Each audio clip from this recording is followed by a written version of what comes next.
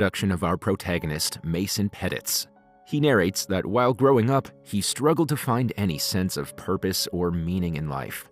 While in college, he enrolled in law school, but it soon got monotonous and he dropped out. After that, he joined the U.S. Army, and it was the first time he found his purpose and felt truly alive. During this period, he also married a woman named Jenny, and they had a daughter. One day, Mason and his team are ordered to go to a country called Paldoñia to take down the dictator president Juan Venegas. Unfortunately, their mission takes a tragic turn when their helicopter is struck by a missile.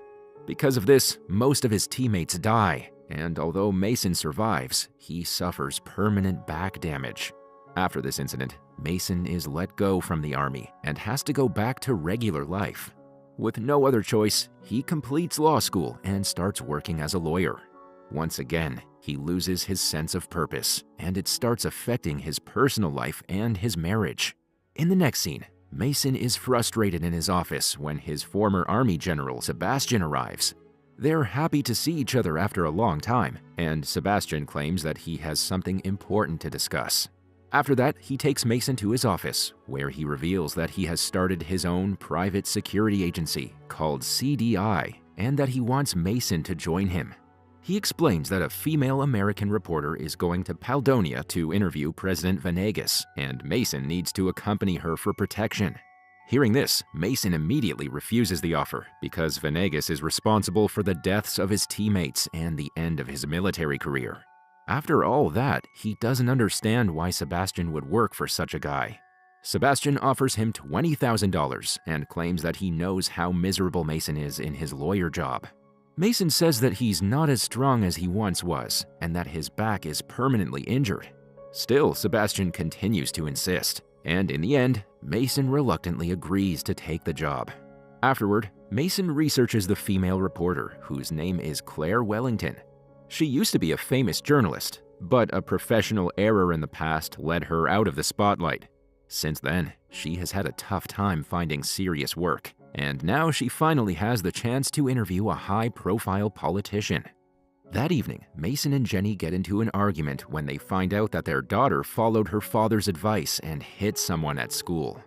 Jenny is distraught and feels that she can no longer be with Mason because he's unhappy with them. She claims she'll move in with her parents, but Mason stops her and says he'll leave instead.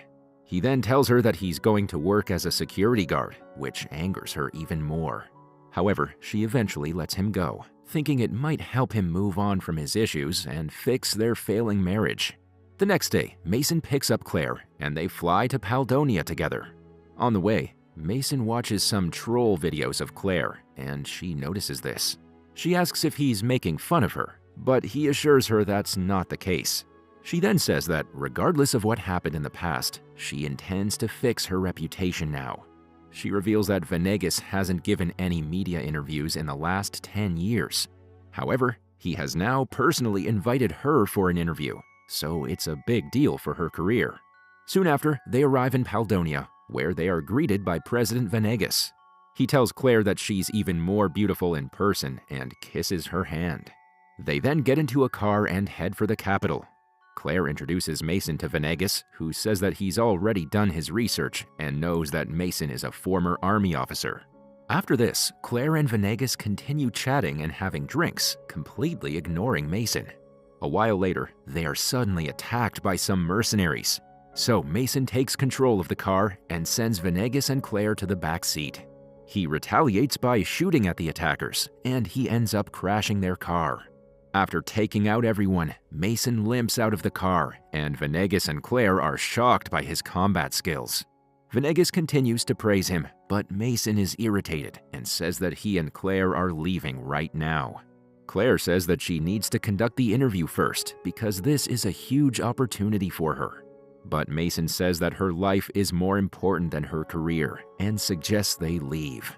Following this, the three of them enter the forest, and Mason contacts Sebastian to let him know what happened. When he reveals that he killed all those attackers alone, Sebastian is shocked. Mason explains that they're stranded in the forest and need a way out, so Sebastian assures him that they will send a helicopter with his men to pick them up soon. After this, Venegas asks for the phone, and he calls his nephew George. George is terrified to learn that his uncle is still alive because he was the one who sent the mercenaries.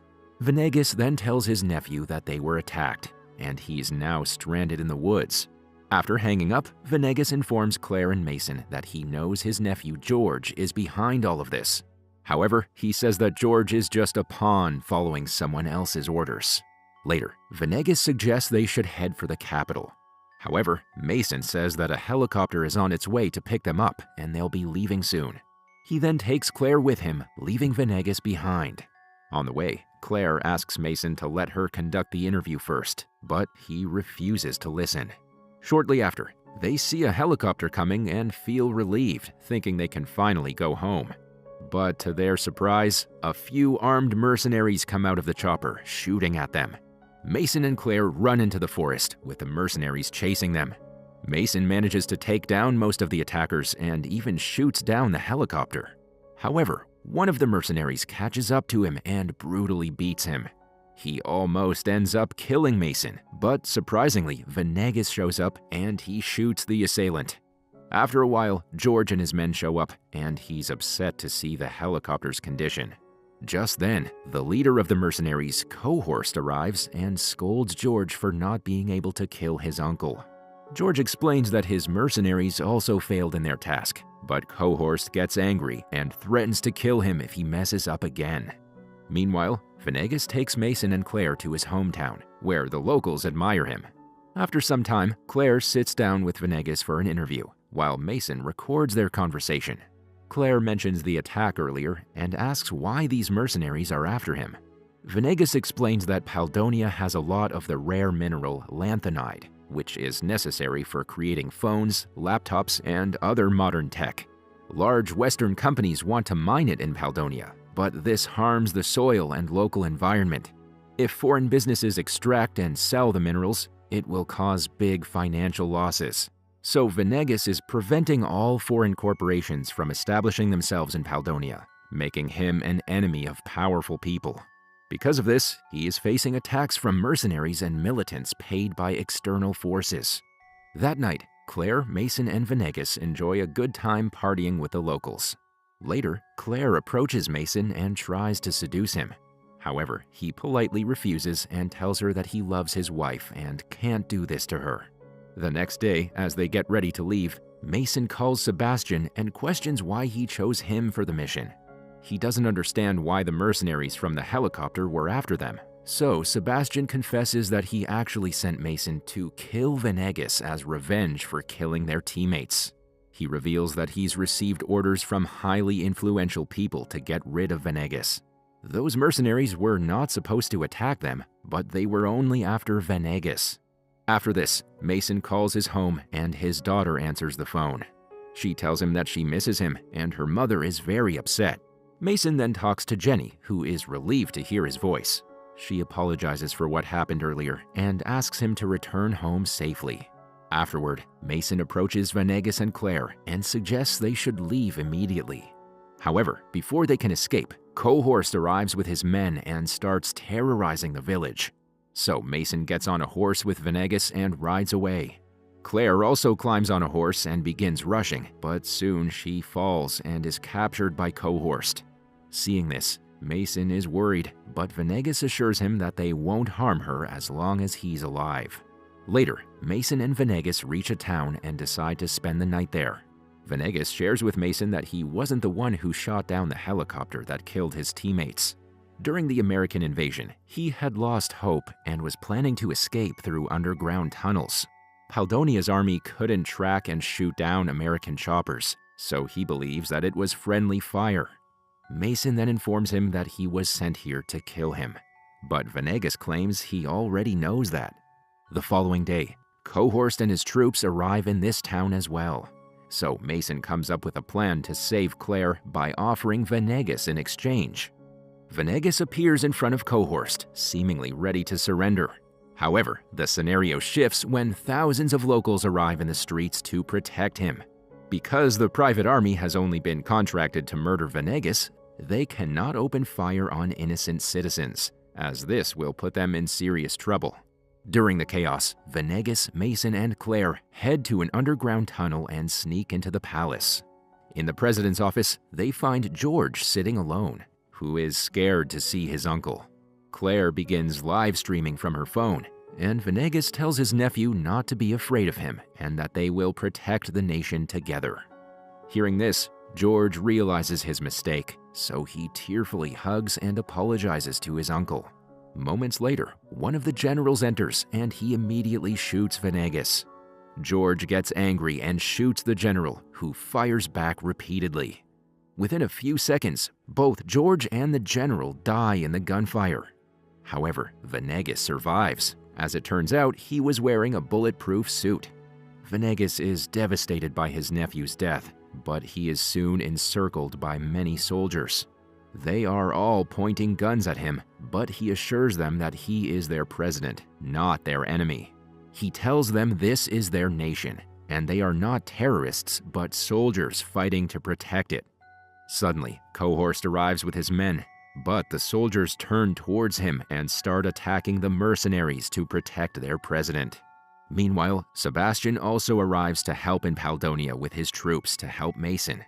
A shootout ensues, and Claire continues to livestream everything on her phone. Soon after, Cohorst approaches Mason and starts beating him. He claims that he was the one who shot down his helicopter and killed his teammates. This enrages Mason, and the two begin brutally attacking each other. After an intense struggle, Cohorst overpowers Mason and is about to kill him. Just then, Claire attacks Cohorst's head, which brutally injures him. Since the other mercenaries are still after them, Mason takes a huge gun and shoots them all, while Claire records it on her phone. After this incident, Claire's courageous footage is featured in news reports all over the world.